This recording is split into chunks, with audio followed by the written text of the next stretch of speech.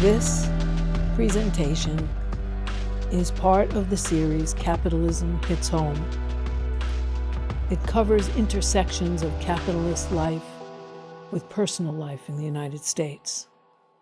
This particular podcast is on the Holy Fathers. It explores the Catholic Church's 2,000-year history of child sex abuse. Gender ideology is changing, which means economic conditions supportive of the feudal marriage paradigm are no longer guaranteed. The conditions of existence don't exist.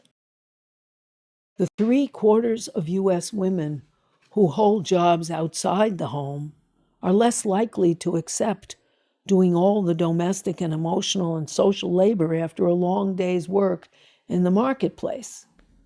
Catholicism's gender ideology doesn't really make sense in modern family life, as evidenced by the faithful's overwhelming disregard for their church's prohibition against birth control. More and more people choose not to marry at all, even when they bear children. A majority of marriages end in separation or divorce, usually initiated by the overworked woman. Meanwhile, the unquestioned authority of men is eroding, along with the feudal family structure. The Catholic Church still bans divorce, but that does not control America anymore. The Reformation challenged Catholic Church authority, in part because its ideology was a class-based justification of feudal exploitation of serf labor. Today, Catholic Church authority can reasonably be taken to task for being an ideology that justifies the exploitation of women in the household. Today, the feudal nuclear family is under scrutiny in the U.S., Europe, New Zealand, Australia, South America, and Asia, where gender roles are transforming rapidly. These are places where Catholics are breaking the silence and speaking out about clerical sex abuse. Just as in the Reformation, the feudal economic structure of society at large was breaking down, opening the way for a corrupt religious institution to be exposed and fought, today's feudalism's gradual breakdown in the family is proceeding parallel to a sharp decline in tolerance for the perpetration of sexual abuse by priests and other Catholic clergy. Feudal lords had the privilege to demand sex from their serfs, while fathers of the nuclear family had the privilege of committing incest with their children. Although incest among biological fathers has never been legally sanctioned, it has long existed as a devastating secret shame until being exposed by the women's movement. Similarly, incestuous abuse by the Church's holy fathers was an open secret that left its victims ashamed and devastated. Now, Catholic clergy, like other fathers, are increasingly seen as men who must be held accountable. They must be accountable to the laws of the land and the laws of their professed morality. Just as during the Reformation, a mass movement arose to expose the corruption of a church that had its own criminal sin, in our own time, a mass movement of Catholics is again forming to demand transparency, change, and punishment of sex crimes. In 2002, the movement against Catholic Church abuse was started in Boston in the United States, a largely Catholic city, and this was started against Catholics. By Catholics, against crime in their church. The Catholic Church's rigid controls are breaking down. Some priests are actually demanding the right to marry. Women are demanding the right to be priests. Even the formally obedient nuns are rebelling. In one example, a whopping 59,000 nuns defied their bishop's orders and supported the Obama health care plan. Pretty dramatic. Pope Benedict XVI, like his predecessor, Pope John Paul, had insisted on his, quote, infallible authority to use his personal discretion in handling internal church matters. Despite the protection that approach extended to sex offenders in the church, officialdom, they asserted their right to adjudicate any crimes of sex abuse at the expense of children. Benedict and John Paul explicitly praised the French bishop for accepting imprisonment rather than handing over a French pedophile priest to legal authorities. Benedict and the Vatican hierarchy tried to silence critics by asserting the absolute authority of the church's hierarchy, the church fathers. Benedict and his closest deputies tried to silence critics and restore faith in the church's upper echelons with contradictory pronouncements. Their statements gave the impression they were testing the effects of possible excuses for the Pope's tolerance of sex crimes in his former position as the Church's enforcer of doctrine, the head of the Congregation for the Doctrine of the Faith, and as Pope as well. Clearly, church leaders were feeling the urgency of needing to deflect attacks on the Pope in light of the evidence that throughout his career he had consistently failed to defrock or even strongly condemned pedophile priests. Sex abuse reports spread in Europe and South America. Under attack, Pope Benedict said, "Faith will give courage to fight." His spokesman dismissed the revelations of rampant sex abuse as petty gossip. They attributed U.S. accusations to U.S. media bias against Catholics and tried to rally Catholics to their side. They then equated Pope Benedict's having to suffer accusations with Jesus' suffering for humanity on the cross. They equated accusations of pedophilia to anti-Semitism. Jewish groups protested this, particularly in the light of the former Pope's former membership in the Hitler Youth Organization and his move to sanctify his endorser, Pope John Paul, who has a record of condoning fascism. So Jews were not enthusiastic that this is parallel to anti-Semitism. Church spokesmen tried to blame the problem of pedophile sex abuse on homosexuality, implying that homosexuality itself is synonymous with pedophilia. That too, of course, caused outrage. Next, they stressed the need for forgiveness and repentance without taking any steps to discipline either abusive priests and the bishops who allowed them or their enablers. The issue wasn't silenced. They failed. Finally, on May 12, 2010, the Pope declared that sex abuse is a sin and sickness within the Catholic Church. It seems significant that Pope Benedict did not declare pedophilia a crime, in other words, a legal civil crime for the justice system to punish. For the first time, in April 2010, Pope Benedict ordered priests to report their allegations of crimes against children directly to the police, but in those states but only in those states where relevant laws are in fact that they have to, not in every state.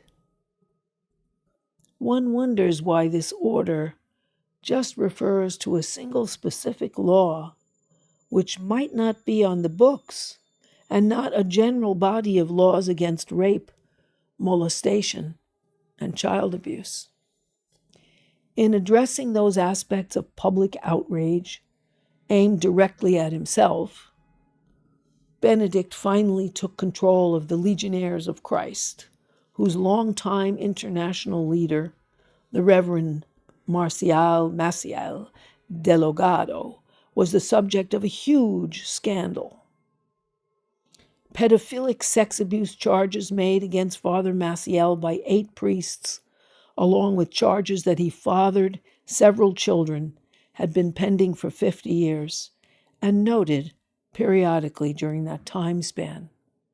In 1998, more than 40 years after the first reports, then Cardinal Ratzinger finally accepted the Maciel case. Within a year, however, he halted the inquiry on the ground that it isn't prudent. Perhaps it wasn't prudent because Maciel was a hugely successful fundraiser for the Catholic Church. That required prudence in exposing him.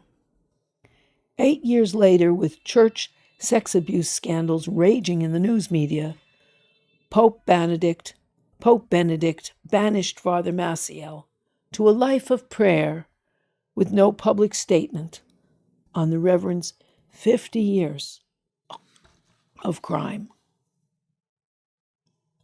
The scandal got so close to His Holiness, the Pope himself, that in March 2013, Benedict stepped down from the papacy, a radical move. The last pope to willingly step away was in the year 1294.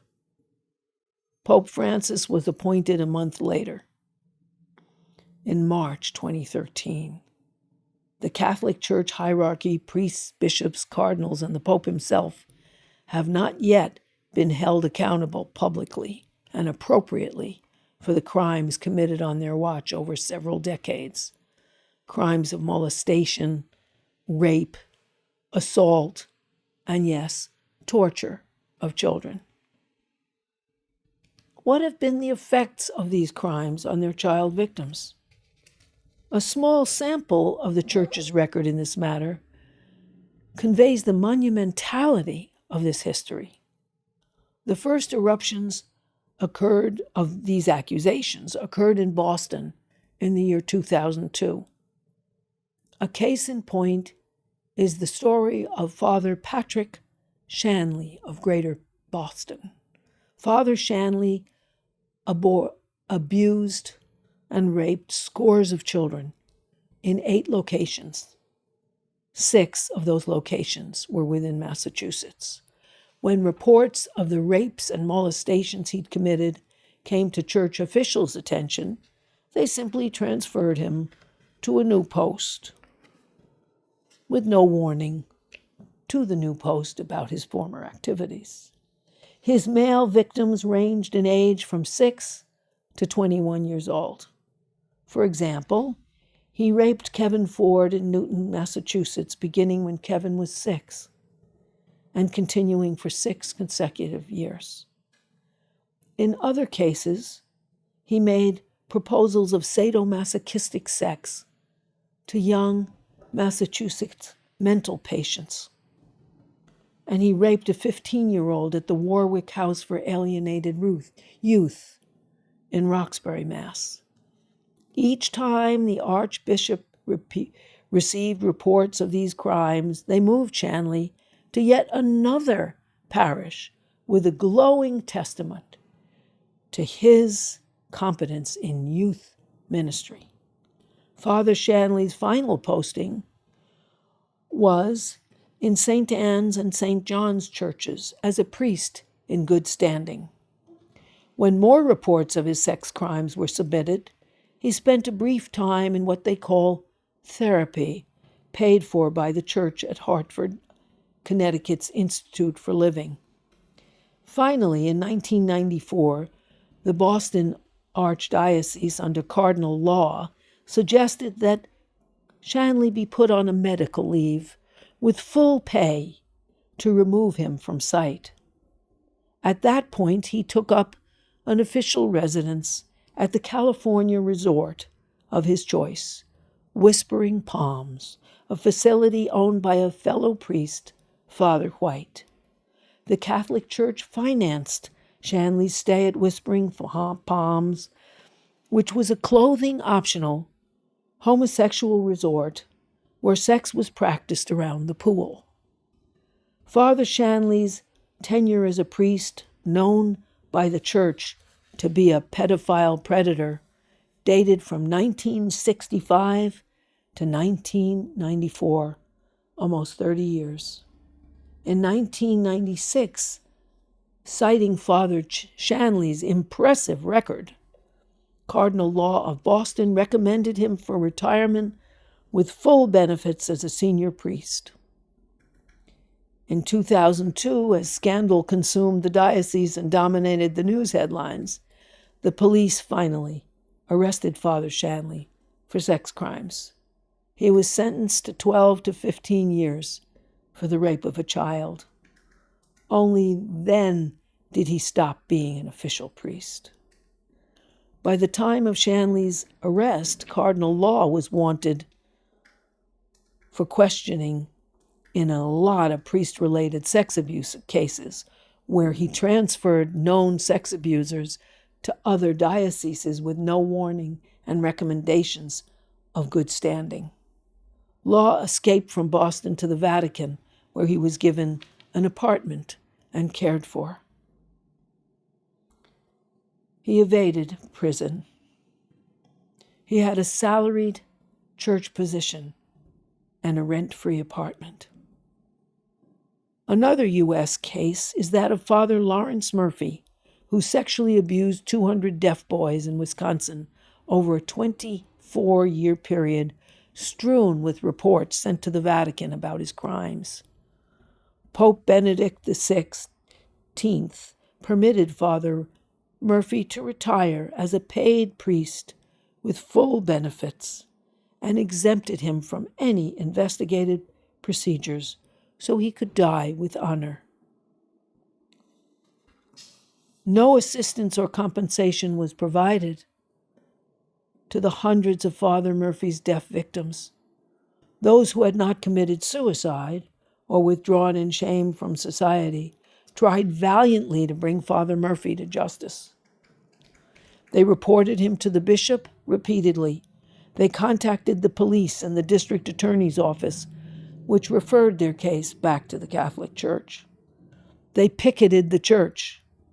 Thanks to the church hierarchy, Father Murphy retired to his parents' lovely country home in northern Wisconsin with full benefits, where he went on to volunteer at a boys' prison, free to molest other boys. Sex abuse was not the only crime perpetrated against children inside the Catholic Church. Severe beatings often accompanied sex abuse or were administered separately. In these instances, priests were sometimes joined by nuns. The most well-documented recent case involved 35,000 children who suffered ritual beatings over a period of 60 years at the Catholic residential schools in Ireland. Similar examples, far too numerous to cite, exist wherever officials of the Catholic Church have had unfettered access to children, whether in orphanages, programs for troubled youngsters, small group homes, parochial schools, choir academies, etc. Currently, there are outstanding cases of sexual abuse in Ireland, Germany, Malta, Austria, the Netherlands, Italy, Switzerland, Poland, France, Belgium, Italy, again, sorry, I might have said that twice, Mexico, Spain, and the U.S. These cases are marked by the same sordid program of protection for the abusing church and lifelong torment for the victims. Holy Fathers have appropriated unto themselves the rights of lords in a feudal world of their, not God's, creation. As in olden days, the rights of serf children in their custody within this world were non-existent. What are the effects on children of crimes committed against them by, quote, men of the cloth. Priests tend to elicit from the faithful the love, trust, and respect one associates with family. And like family, they have special access to children, including the opportunities to influence children's development. In residential facilities authorized by the state, they're often substitute parents. They're perceived as messengers of God, whose duties supposedly include hearing confessions, giving advice, providing comfort, moral support, and a hand of friendship.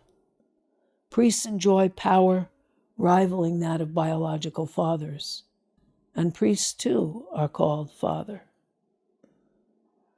The sexual crimes committed against children by men addressed officially as father are crimes of incest, betrayal, emotional, and physical harm.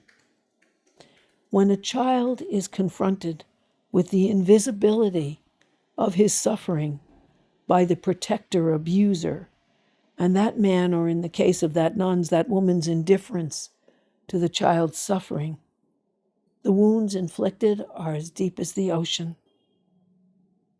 They know that they are dehumanized, invisible, that they don't count. The scars left, emotional, relational, and sexual scars, never heal completely in the victim's lifetime. Because children's egos, intellects, and personalities are still in formation, they tend to feel they perpetrated the crimes of which they're actually the victims.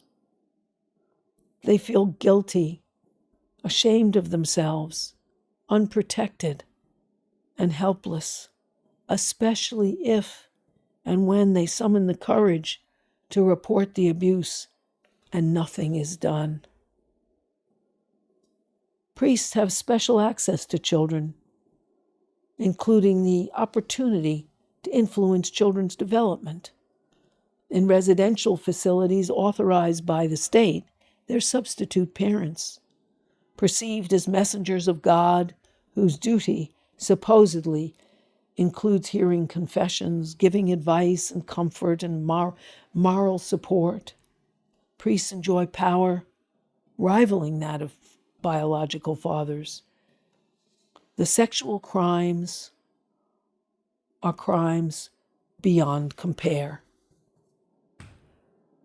The church long ago ceded to secular government the realms of foreign policy, money lending, and other corporate business practices. It has no comment on credit card bills, exorbitant, usurious student loans, saddling people with a lifetime of interest. They have no comment on the commandment, "Thou shalt not kill," when it comes to the government and the military. The church's influence has noticeably shrunk. The last bastion it can claim is personal family life and a model of medieval design. But even in that realm, although feudalism lives on with the blessing and encouragement of the Holy Fathers, the days of their rule and domestic feudalism may be numbered. The oppressed faithful, male and female, have found their voices, which are blending with the Me Too voices outside the walls of institutional Catholicism. For example, a new generation of feminist women who seem to have come by their self-assurance and determination via a different route than the feminist movement of yesterday, are challenging their partners to renegotiate their domestic contracts. Some partners are actually getting it.